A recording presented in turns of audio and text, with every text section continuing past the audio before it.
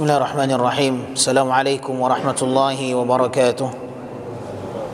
Alhamdulillahi rabbil alamin, wassalatu wassalamu ala nabiyyina al-karim al-mab'uuth rahmatan lil alamin, sayyidil mursalin wa khatamun nabiyyin wa ala alihi wa ashabihi ajma'in wa man tabi'ahum bi ihsanin ila yaumiddin. Allahumma inna nas'aluka ilman nafi'an wa rizqan tayyiban wa amalan mutaqabbala. اللهم علمنا منه ما جهلنا وذكرنا منه ما نسينا واجعل علم حجة لنا لا علينا واجعلنا ممن يستمعون القول فيتبعون أحسنه. Kaum muslimin rahimani wa rahimakumullah, pada pembahasan kita di siang kali ini kita akan membawakan salah satu keutamaan ilmu di mana Nabi sallallahu alaihi wasallam pernah mengatakan, "Man yuridillahu bihi khairan yufaqihu fid din." Barang siapa yang Allah inginkan kebaikan bagi hambanya, maka Allah akan menjadikan hambanya ini faham dengan ilmu agama. Barang siapa yang Allah inginkan kebaikan atas hambanya, maka Allah subhanahu wa ta'ala akan menjadikan hambanya ini faqih, faham dengan urusan agama. Hadis ini diriwayatkan oleh Al-Imam Al-Bukhari dan Imam Muslim melalui jalur sahabat Muawiyah radhiyallahu an. Kaum muslimin yang dimuliakan Allah, hadis ini menjadi barometer seseorang itu dicintai oleh Allah subhanahu wa ta'ala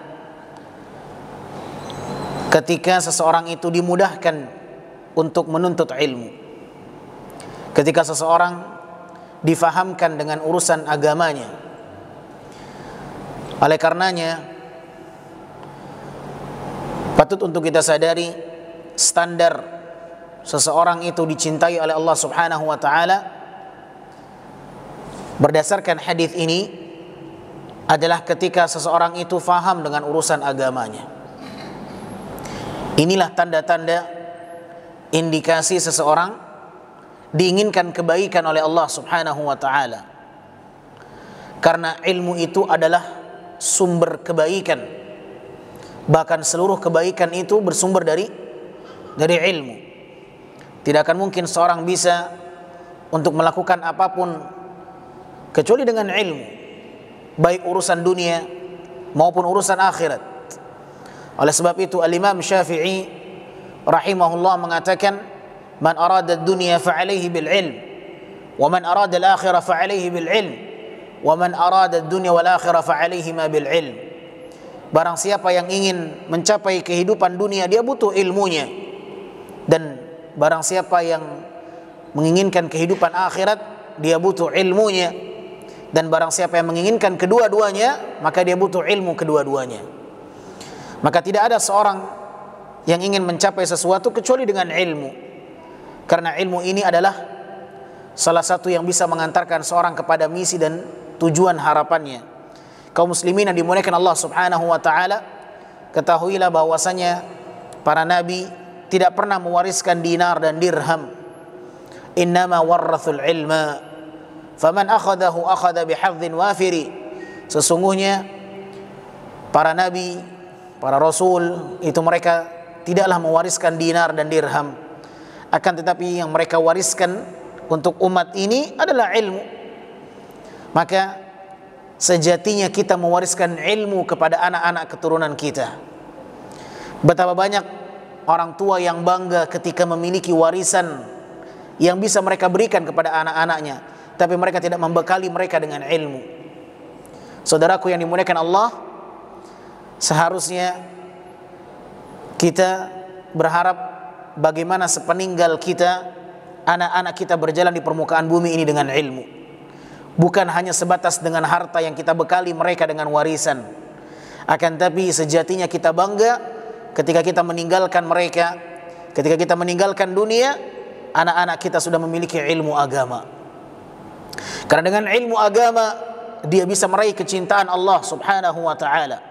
Dan itulah standar yang harus kita perhatikan bersama. Itulah standar yang diinginkan oleh Allah tabaraka wa taala. Itulah standar bukti bahwa Allah subhanahu wa taala menginginkan kebaikan atas hambanya.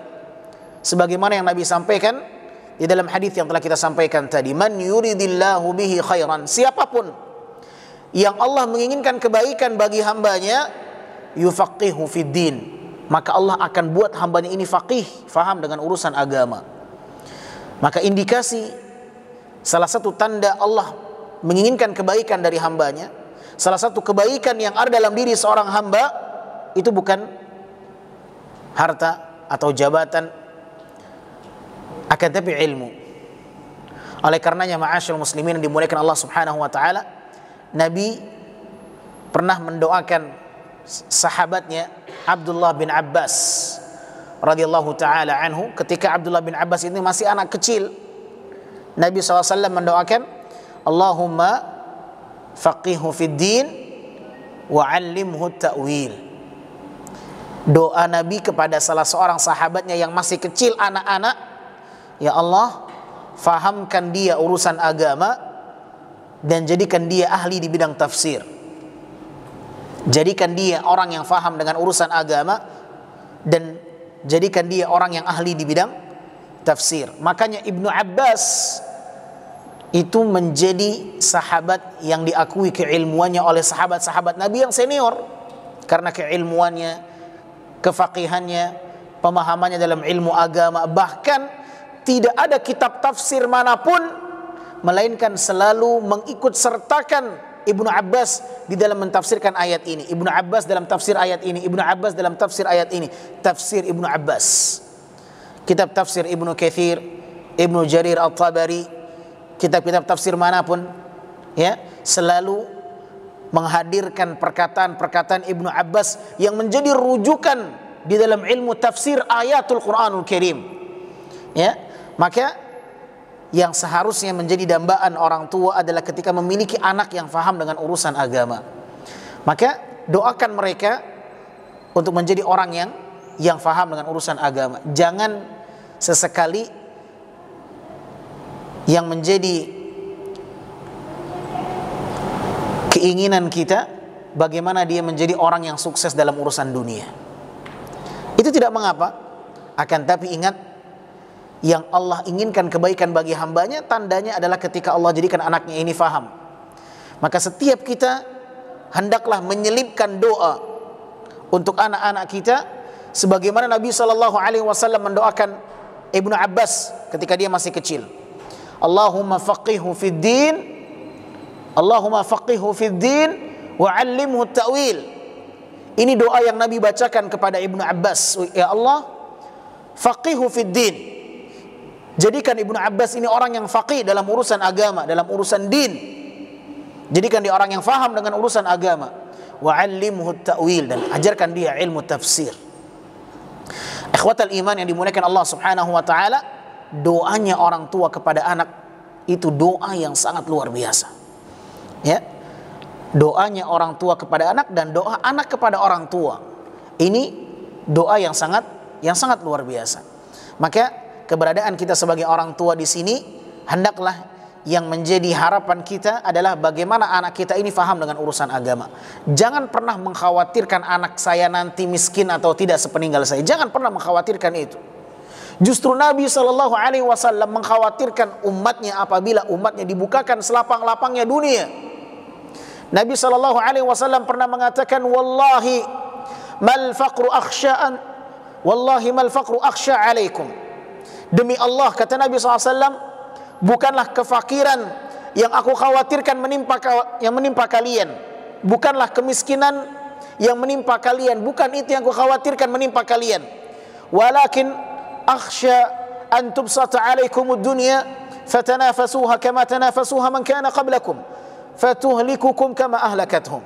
Akan tapi yang aku khawatirkan menimpa kalian adalah tatkala Allah bukakan kepada kalian pintu dunia selapang-lapangnya, selebar-lebarnya, Allah bukakan kepada kalian harta yang berlimpah, sehingga kalian berlomba-lomba untuk terus berpacu meraih dan mendapatkannya, sehingga Allah binasakan kalian sebagaimana Allah pernah membinasakan umat-umat terdahulu karena kecintaan mereka kepada dunia. Saudaraku yang dimuliakan Allah Subhanahu wa taala, ketika kita memiliki orientasi dunia, maka ingat dunia hanya sementara. Jadikan orientasi kita adalah sesuatu yang berarti untuk di kehidupan akhirat. Orientasi yang tidak terputus dengan kematian. Dan ilmu adalah satu-satunya warisan yang diwariskan oleh para nabi, maka ilmulah yang seharusnya kita usahakan bagaimana ilmu ini menjadi warisan yang terbaik untuk anak-anak kita, untuk keturunan kita, untuk orang-orang yang kita tinggalkan. Selalu tanamkan kepada mereka kecintaan dengan ilmu, karena ilmu adalah sumber kebaikan, ilmu adalah cahaya, ilmu adalah lentera. Dengan ilmu seorang bisa membedakan mana yang baik dan mana yang buruk. Dengan ilmu seorang bisa beribadah kepada Allah Rabbul Alamin. Semoga Allah Subhanahu wa taala menjadikan kita orang-orang yang selalu mencintai ilmu, sebagaimana Nabi sallallahu alaihi wasallam selalu meminta ilmu kepada Allah Subhanahu wa taala setiap harinya. Nabi selalu berdoa kepada Allah, Allahumma inni as'aluka ilman nafi'an wa rizqan tayyiban wa amalan mutaqabbala. Nabi selalu mengawali paginya setiap hari dengan doa itu. Allahumma inni as'aluka ilman nafi'an. Ya Allah, kumohon kepadamu ilmu yang bermanfaat, wa rizqan tayyiban, rezeki yang baik dan amalan yang diterima. Dan Nabi SAW juga diperintahkan oleh Allah untuk meminta ditambahkan ilmu. Wa qur rabbi zidni ilma. Dan katakan, wahai Muhammad, wahai Tuhanku, tambahkan kepadaku ilmu. Allah tidak perintahkan kepada Muhammad, Rabbi zidni mala. Allah perintahkan nabinya, wahai Nabi, mintalah ditambahkan ilmu. Mintalah, wahai Tuhanku, tambahkan kepadaku ilmu. Itu yang Allah perintahkan kepada Nabi. Wa qul, dan katakan wahai Muhammad, Rabbi zidni ilma. Ya Allah Tuhanku, tambahkan kepadaku ilmu. Kalaulah seandainya harta itulah yang terbaik, maka itulah pasti yang akan Allah perintahkan kepada Nabi-Nya sallallahu alaihi wasallam. Akan tapi tidak. Semoga Allah Subhanahu wa taala menjadikan kita orang-orang yang berilmu dan faham dengan agama, orang-orang yang benar-benar memahami kaidah-kaidah agama dan beragama sesuai dengan ilmu yang diajarkan oleh Nabi sallallahu alaihi wasallam. Subhanakallahumma wa bihamdika asyhadu an la ilaha illa anta astaghfiruka wa atubu ilaik. Wassalamu alaikum warahmatullahi wabarakatuh.